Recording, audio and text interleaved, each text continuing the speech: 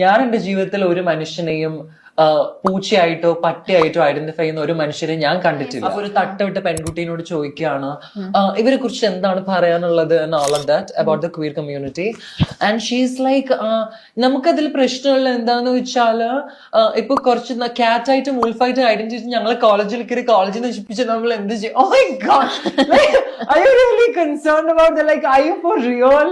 Like, are you for real? മനുഷ്യന്മാര് കാറ്റായിട്ടും like have you seen മലപ്പുറത്ത് അതായത് മലപ്പുറത്ത് ഒരു കോളേജ് ആയിരുന്നു എന്ന് തോന്നുന്നു. മലപ്പുറത്ത് അങ്ങനെയുള്ള കാറ്റായിട്ടും വോൾഫായിട്ടൊക്കെ ഐഡന്റിഫൈ ചെയ്യുന്ന കുറെ മനുഷ്യരുണ്ടെന്ന് ഞാൻ ആദ്യമായിട്ടൊക്കെ ഇന്ത്യയിൽ തന്നെ അങ്ങനെ ആരെയും നമ്മൾ കേട്ടിട്ടില്ല. എക്സാക്ട്ലി. ഇദ്ദേഹം ചോദിച്ചെന്താ വെച്ചാൽ എവിടെയാണ് അതുള്ളത്? മലപ്പുറത്തുണ്ടോ? മലപ്പുറത്ത് പുരോഗമനം എത്തിയിട്ടില്ല. എത്തിയ സ്ഥലങ്ങളിൽ അതുണ്ട്. ഇപ്പൊ UK ഈ പറഞ്ഞ രൂപത്തിൽ പട്ടികളായി ഐഡന്റിഫൈ ചെയ്യുന്ന 10,000-ഓളം ആളുകളുണ്ട് അവരുടെ ഓൺലൈൻ കമ്മ്യൂണിറ്റിയിൽ എന്നാണ് പറഞ്ഞത്. 10,000-ഓളം ആളുകൾ. അതേപോലെ തന്നെ സ്വീഡനിലാണെന്ന് ഒരു വീഡിയോ പുറത്തു വന്നിരുന്നു. പട്ടികളായി ഐഡന്റിഫൈ ചെയ്യുന്ന ആളുകൾ അവരുടെ സമരം. അപ്പോൾ അവരൊരു കുത്തിരുന്ന് പിന്നെ എന്താ പറയാ ബാർക്ക് ചെയ്യാണ്. അപ്പോൾ ഇത് ഒരു യാഥാർത്ഥ്യമാണ്. ശരിയാണ്, മലപ്പുറത്തില്ല. മലപ്പുറത്ത് ഈ പറഞ്ഞ പുരോഗമനം അവിടെ എത്തിയിട്ടില്ല. എത്തിയ സ്ഥലങ്ങളിൽ എന്തുണ്ട്? ഇതുണ്ട്. അപ്പോൾ ഇത് എവിടെയും ഇല്ല എന്നാണ് പറയുന്നുണ്ടെങ്കിൽ അത് പച്ചയായ യാഥാർത്ഥ്യ വിരുദ്ധമായിട്ടുള്ള സ്റ്റേറ്റ്മെന്റ് ആണ്. ഉണ്ട്.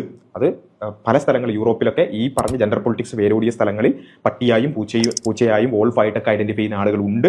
അവരോട് നിങ്ങൾ മനുഷ്യരാണല്ലോ എന്ന് ചോദിച്ചാൽ അതൊന്നും ബയോളജി നോക്കണ്ട, ഞങ്ങൾ എന്തായി ഐഡന്റിഫൈ ചെയ്യുന്നു അതായിട്ട് കൺസിഡർ ചെയ്യാൻ മതി എന്നുള്ളതാണ് അവരുടെ വാദം എന്ന് പറയുന്നത്. ജെൻഡർ പൊളിറ്റിക്സിന്റെ അടിസ്ഥാനം എന്താ? ഒരാൾ എന്തായി സ്വയം പറയുന്നു അതാണ് അയാൾ. അത് വേറൊരാൾ ഇടപെടേണ്ടതില്ല. അപ്പൊ ഞാൻ എന്തായിട്ട് എന്നെ പറയുന്നു അതായി അംഗീകരിച്ചാൽ മതി, നിങ്ങൾ അത് ബാധിക്കുന്നല്ലോ എന്നാണ് അതിന്റെ. അപ്പൊ ആ ചോദ്യം ഇവര് എന്തിലാണ് ഒതുക്കാൻ നോക്കുന്നത്? ആണ് പെണ്ണ് എന്നുള്ള ഐഡന്റിറ്റിയിലാണ്, അതായത് ജെൻഡർ ഐഡന്റിറ്റിയിലാണ് ഇവരെ ഒതുക്കാൻ ശ്രമിക്കുന്നത്. പക്ഷേ ഈ ലോജിക് ഇവരെ ഒതുക്കാൻ ശ്രമിച്ചിടത്ത് നിൽക്കണമെന്നില്ലല്ലോ. ശരിയാണ്, ഇവിടെയുള്ള LGBT-കാർക്ക് ഇങ്ങനെ നായും പട്ടിയായിട്ട് നടക്കുന്ന അത് ഇവിടെ കൊണ്ടുവരണമെന്ന് ആഗ്രഹം ഉണ്ടായിട്ടല്ല. പക്ഷേ ഒരു ലോജിക്ക്, ഒരു പാലട്ട അങ്ങോട്ടും ഇങ്ങോട്ടും ഉണ്ടെന്ന് പറയുന്ന മാതിരി ഒരു ലോജിക്ക് നമ്മൾ സമൂഹത്തിലേക്ക് അപ്ലൈ ചെയ്താൽ അതിനെക്കുറിച്ച് ആളുകൾ ഇങ്ങനെ ചിന്തിക്കും. അതുകൊണ്ടാണ് യൂറോപ്പിൽ എന്ത് ചെയ്തത്? ഓക്കെ, അവിടെ ആദ്യം ആണ് പെണ്ണായിട്ടൊക്കെയാണ് ഐഡന്റിഫൈ ചെയ്തത്. കുറച്ചും കൂടി മുന്നോട്ട് ഇപ്പോൾ ആൾക്കാർ തോന്നി ശരി ആണും പെണ്ണായിട്ട് മാത്രം എന്തിനാ? ഈ ജെൻഡർ പൊളിറ്റിക്സുകാർ പറയുന്നത് നിങ്ങൾ ബയോളജി നോക്കാൻ പാടില്ല, ശാസ്ത്രം നോക്കാൻ പാടില്ല, ഒരാൾ എന്തായി ഐഡന്റിഫൈ ചെയ്യുന്നു അതായി അംഗീകരിക്കുക. ശരി, human identify as A dog. കൃത്യമായി ഒബ്ജക്റ്റീവായിട്ട് എന്തോ ഉള്ളത് അതാണ് യാഥാർത്ഥ്യം.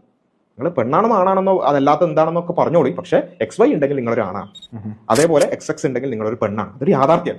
ആ യാഥാർത്ഥ്യത്തോട് പുറംതിരിഞ്ഞ് എന്തായി തോന്നുന്നു എന്നുള്ളതാണ് മാനദണ്ഡമാക്കുന്നുണ്ടെങ്കിൽ എവിടേക്കും അത് എക്സ്റ്റെൻഡ് ചെയ്യാം. ആ ലോജിക്ക് എത്ര വേണമെങ്കിലും വലിച്ചു നീട്ടാം. അതാണ് അതിന്റെ ഒരു പ്രശ്നം.